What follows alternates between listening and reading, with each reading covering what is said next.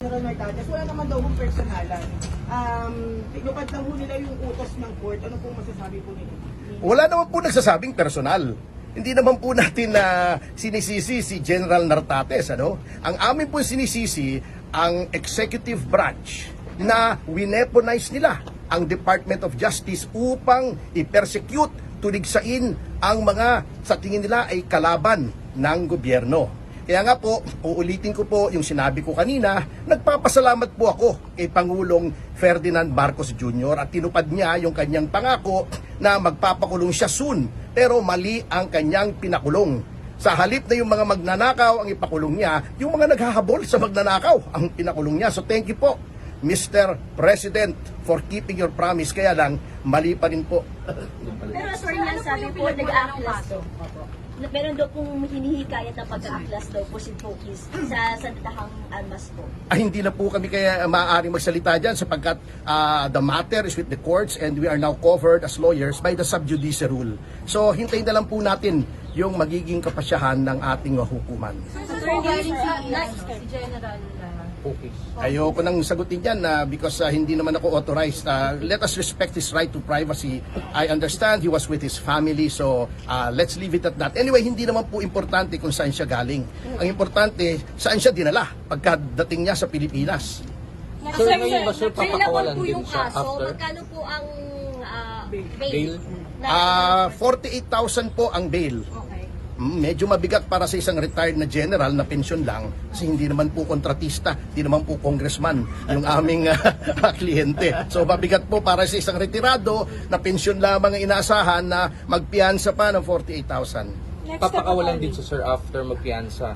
I-turn over ko na kayo kay General Attorney Virgilio Garcia. Sir, pagka na-comply natin yung requirement ng court, no? Yung mga documentary requirements at makapag-post tayo ng cash bail na 48,000, ina-expect natin na yung order of release i-issue ng korte. Hopefully very soon para hindi niya na kailangang matulog sa kulungan. Actually, alam niyo, gusto namin yung paalam sa inyo. Originally, we planned this to be very quiet. Ayaw namin ng ganito na gusto lang namin na pagdating niya, very quiet, we arranged with the arresting team ng Quezon City, CDU. Quiet lang. Aresto siya, dalhin siya sa Camp Karingal, ipoprocess namin yung bail. Walang masyadong bruhahan ganito. Pero sila na yung nagpalaki ng issue na naging ganito na. So wala kaming magagawa. But you know, hindi ito kasi magandang reflection sa Philippine National Police. And I hope that under the leadership of General Nartates, hindi magiging lalabas na abusive yung ating Philippine National Police, no? Kasi unang-una, sabi binasahan ng Miranda rights. Binasahan mo ng Miranda rights. Unang-unang sinasabi doon, you have the right to counsel of your choice. Oh, andun kami, nag-i-insist kami, we want to talk to our client. Ayaw kami pagbigyan. So that was violated right there. Unang-una, violation yung agad yun. Constitutional right po ni Attorney Pokis, ni General Pokis, na makausap ang kanyang mga abogado na nandoon na nag-i-insist na kakausapin namin ang kliyente namin. Siyempre, we want to make sure, saan ka dadalhin, anong gagawin sa anong, di ba? We want to make sure that our client will be transported safely at saka kung saan dadalhin. Wala naghabulan kami, hindi namin alam kung saan so that was violated and hindi namin pwedeng palagpasin yung violation na yun. Sir, ibig sabihin sasampahan niyo ng kaso yung Natural. Oo. Administrative. Kung may criminal, pati criminal.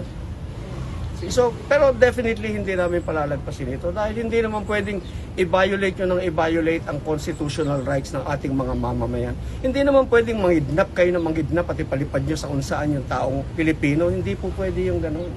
Meron po tayong batas na kailangan nating sundin. Sila po dapat ang nagpapatupad ng batas. Hindi sila yung lumalabag sa batas mismo. And we do not go through the exercise of reading rights pagkatapos i-violate mo right there. Hindi pwede yun. Attorney, kamusta si Sir Pokis? Ay, he is okay. Medyo lang. Alam mo, siyempre, kasama mo, asawa mo, nag-aalala ka na siyempre concerned din siya doon sa how the wife would feel, no? Pero si General Pokis he's been through a lot all his life serving this country. Bemedal yan eh. Oo. Kung siya lang, yung sarili niya, kaya niyang i-handle yon. Pero yung, siyempre, andyan yung asawa mo na nag-aalala sa'yo. Alam mo naman yung mga lalaki, lalo na pagka kayo you think about yung how they're feeling para hindi naman sila Ano lang po yung pahayag niya po dito sa inciting to sedition na kinakaharap po niya? Hindi namin mapaniwalaan itong inciting to sedition eh. Sana ibang kaso na lang ikinaso nila eh. Kasi alam ninyo, nagretiro yan sa serbisyo. More than 30 years na nagsilbi para sa bayan. Para manatili yung integridad ng ating bayan, para yung katahimikan at katiwasayan ng buhay ng ating mga mamamayan ay mapanatili natin. Pagkatapos nag-retire ka at saka mo guguluhin ang taong bayan at saka ka mag-i-incite. Alam niyo ba inciting to sedition? Bubuskahin mo yung mga tao para magalit at na mag-alsa sa laban sa gobyerno. Meron ba naman sundalong gagawa ng ganon? Hindi. Kaya nga sinasabi namin, kami pinaliwanag na namin una pa lamang. Ang gusto naming mangyari, we respect, we obey, and we protect the Constitution. Palagi po kaming sang-ayon sa batas. Lahat ng ginagalaw namin, lahat ng ginagawa namin, ayaw po naming lumabag sa batas dahil meron naman tayong batas na pwedeng sundin. May patakaran na dapat na ginagalang natin. Pagkatapos, inciting to sedition. Pag nabasa po ninyo yung complaint, 1+1 Oh no, really. I mean, gusto niya ng kopya, bigyan namin kayo ng kopya. 1+1, hindi talagang pinilit lang eh. Hindi, tapos binigyan namin na nag-motion for reconsideration kami. Siguro, nung mag-file kami ng counter affidavit, may desisyon, may resolution yung fiscal's office. Nag-file kami, ganyan kakapal yung pinal namin. Ang dami namin sinabi, bakit hindi pwede yung inciting to sedition. After 2 days, nakapile na sa korte. May due process ba yan? Hindi pwedeng, sabi nga ni Atty. Topacio, you have weaponized the DOJ, you have weaponized the Philippine National Police against your citizen. Hindi po pwede yung ganon. Hindi po kami lumalaban sa gobyerno dahil gusto naming nilalabanan namin yung pinaglalaban namin yung karapatan nating lahat. Igalang ninyo. Wala na tayong constitution pagka ganyan, wala na tayong sinasamba. General, kung makasabad lang, sorry to interrupt Sige po. Isa pang puntos na gusto kong gawin, December 5, yung warrant, isi-serve nila holidays, itataon pa nila long holiday para hindi makapiyansa. Fortunately, our client was abroad, hindi siya naabutan. Can you imagine kung sinerve yan ng walang korte? Di natulog yung tao ng New Year sa kulungan. At palagay ko sinadya yan eh. Kasi December 5 yung warrant eh.